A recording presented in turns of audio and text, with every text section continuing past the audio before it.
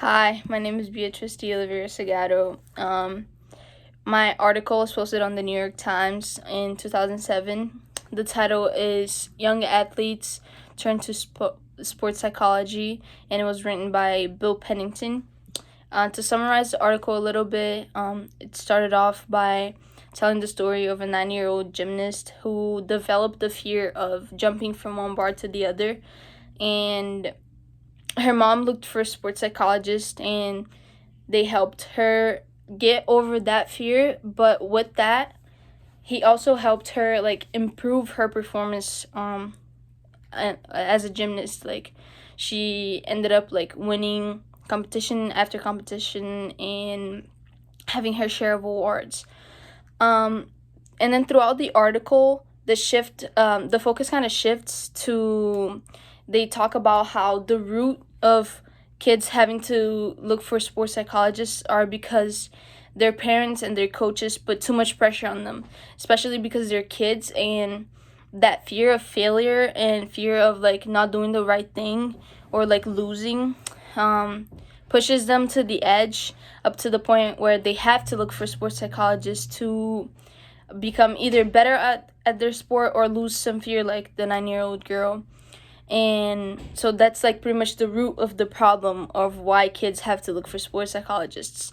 And they also talk about how before treating the kids and treating their mental state and their problems that they have up here, they should talk to the parents and the coaches of the kids to make sure that they know that pressure that they're putting on the kids are not good, especially kids at a younger age, because they don't have that knowledge yet that to know that it's okay to fail sometimes, and it's okay that you are not going to be perfect.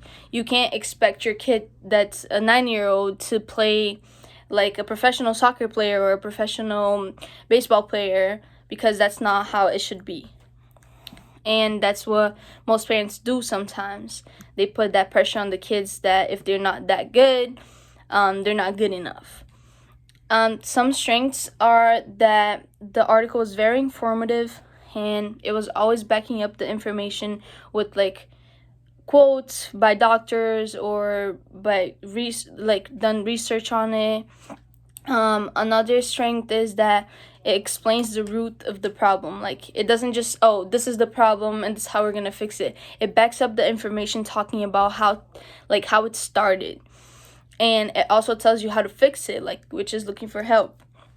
I also like that they gave a real life example, the 9-year-old gymnast, because sometimes we all hear stories about people looking for sports psychologists and getting better at their sport, but we don't know many people who've gone through that.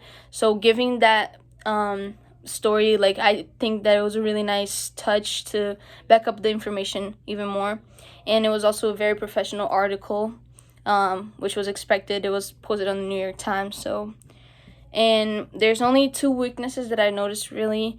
I didn't really like that focus shift from focusing on the kids to focusing on talking about how it can affect the parents and everything, and how the parents could cause that problem.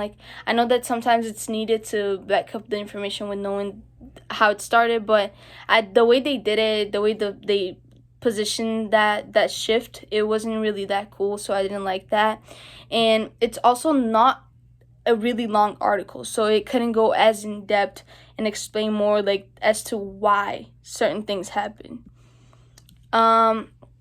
And I also think that this information is meaningful to us as psychology students, because it shows how psychologists can help, not just when it comes to solving problems and solving family problems, solving relationship problems, but it could also there's a deeper understanding, especially for me. I play soccer, so I'm an athlete, and I've never really experienced sports anxiety, and I never really had to talk to a psychologist about it. But when I got my knee surgery, I talked to a sports psychologist, just so he could help me get over the fear of playing again.